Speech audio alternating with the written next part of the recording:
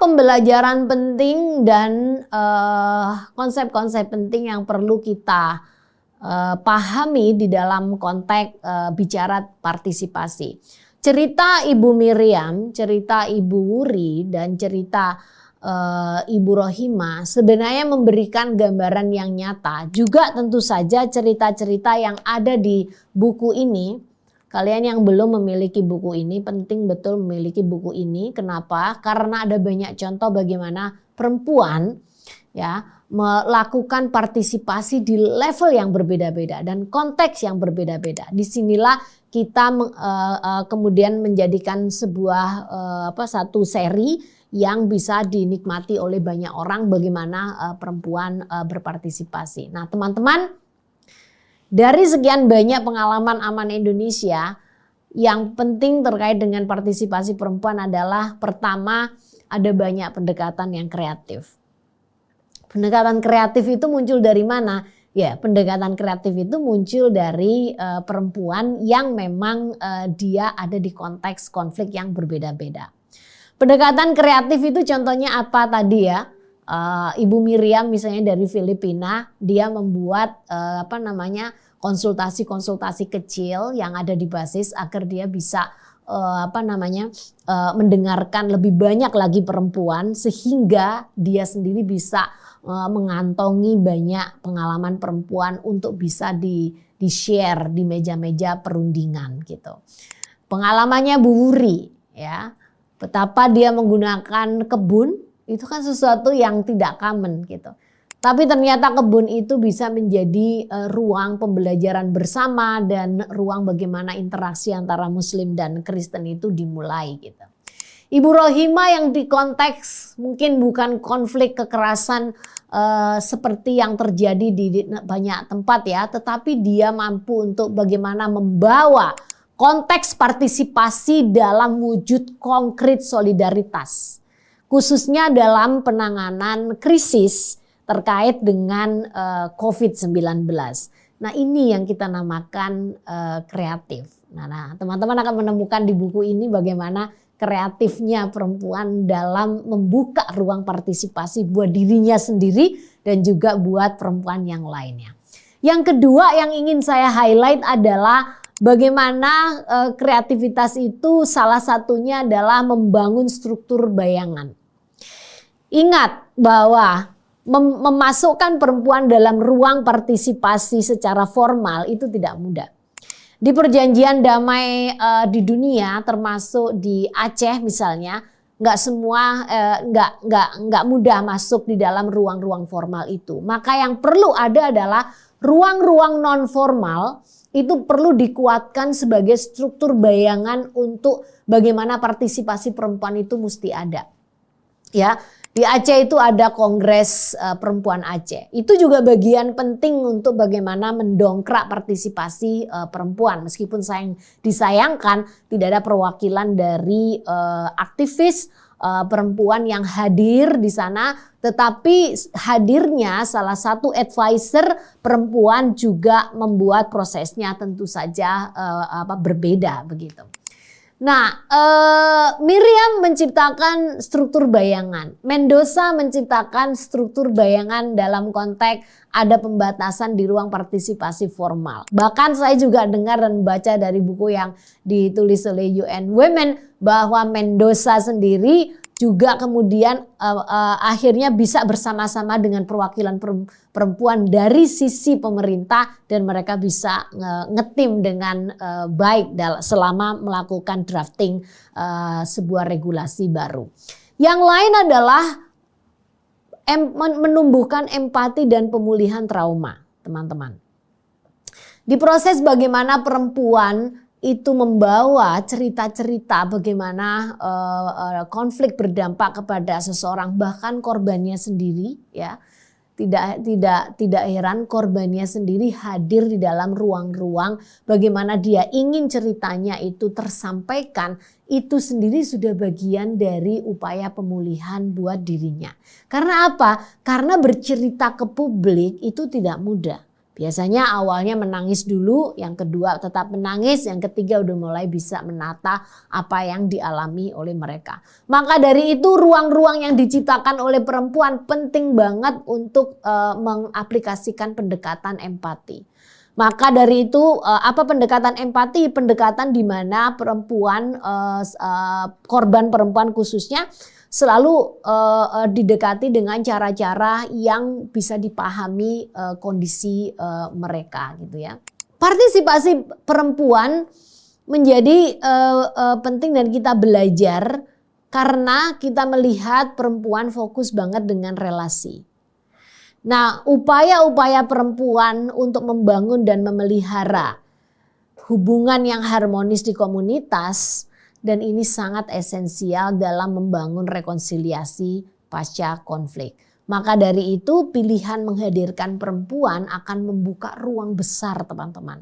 Untuk bisa bagaimana rekonsiliasi itu terjadi dan terjadinya tidak hanya di level elit. Tetapi di level akar rumput sehingga perdamaian juga akan lebih awet gitu. Kehadiran perempuan dan juga anak-anak perempuan jangan lupa. Karena lagi prinsipnya perempuan dewasa belum tentu bisa mewakili suara dari perempuan anak-anak. Ya.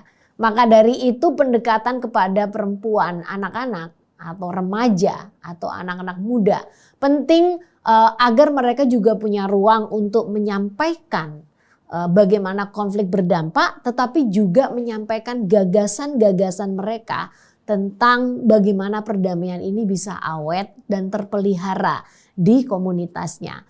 Maka dari itu mendengarkan secara spesifik kebutuhan khusus mereka itu sangat dianjurkan. Karena apa? Dalam konteks konflik teman-teman ada banyak yang dirusak. Infrastruktur di masyarakat juga terkait dengan kebutuhan khusus perempuan kemungkinan tidak bisa selalu didapatkan. Maka dari itu pendekatan kepada mereka pada saat krisis akan melahirkan sebuah layanan yang jauh lebih sensitif. Misalnya layanan yang sensitif itu apa? Persoalan misalnya hunian sementaranya itu tidak rawan kepada potensi atau ancaman kekerasan berbasis gender in specific, tidak rawan kepada pelecehan. Kamar mandinya tidak jauh dari pemukiman sehingga mereka juga akan selamat dari berbagai ancaman ini. Dan yang paling penting dalam konteks partisipasi perempuan di ceritanya Miriam, Mendoza, Roswuri maupun juga Rahima, kita melihat bagaimana tanggung jawab kolektif dan solidaritas itu muncul.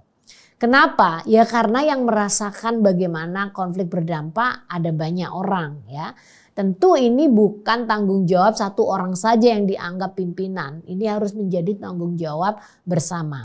Contoh yang dilakukan oleh Rahima dengan konteks bagaimana Jakarta dilanda krisis dan kampungnya adalah salah satu kampung yang terkena krisis, maka tidak bisa diatasi oleh Rahima sendiri. Maka peran bagaimana Rahima untuk berpartisipasi agar bisa membangun sebuah kampung yang kohesif dan kekuatan di masyarakat untuk bisa menghadapi COVID-19 adalah dengan cara bukan hanya mendukung pemerintah ya, yang paling penting adalah menggerakkan masyarakat, menggerakkan empati dan memperkuat bagaimana ini jadi tanggung jawab kolektif dan semua orang dengan kapasitas masing-masing mau berpartisipasi untuk bersama-sama take care each other dan menjaga agar kampungnya selamat dari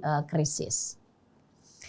Yang terakhir, bahwa partisipasi perempuan bagian dari praktek kepedulian dan tentu upaya untuk mendorongkan kepemimpinan regeneration. Rantai efek yang sangat kelihatan adalah ketika Miriam memulai di tingkat nasional, lalu Mendoza memulainya di tingkat lebih lokal. Tetapi apa yang keduanya lakukan adalah mereka saling belajar. Mendoza khususnya melihat bagaimana upaya Miriam melakukan berbagai macam konsultasi di tingkat bawah menginspirasi dia tentu saja untuk melakukan hal yang sama, yang lebih spesifik sehingga kelompok-kelompok perempuan yang lainnya bisa terjaring di dalam seluruh proses konsultasi yang ada. Ini ada contoh yang sangat baik, kita bicara tentang kepemimpinan perempuan. Apa yang kita pelajari yang sangat penting? Kepemimpinan perempuan membuka kesempatan buat perempuan yang lainnya agar mereka juga suaranya terdengar. Nah, bagaimana caranya agar perempuan bisa berpartisipasi di semua level? Yang pertama tentu saja akses partisipasinya mesti diperhatikan ya. Aksesnya ada dulu dong. Perspektifnya kalau setiap ada rapat penting untuk melihat bahwa perempuannya mana nih.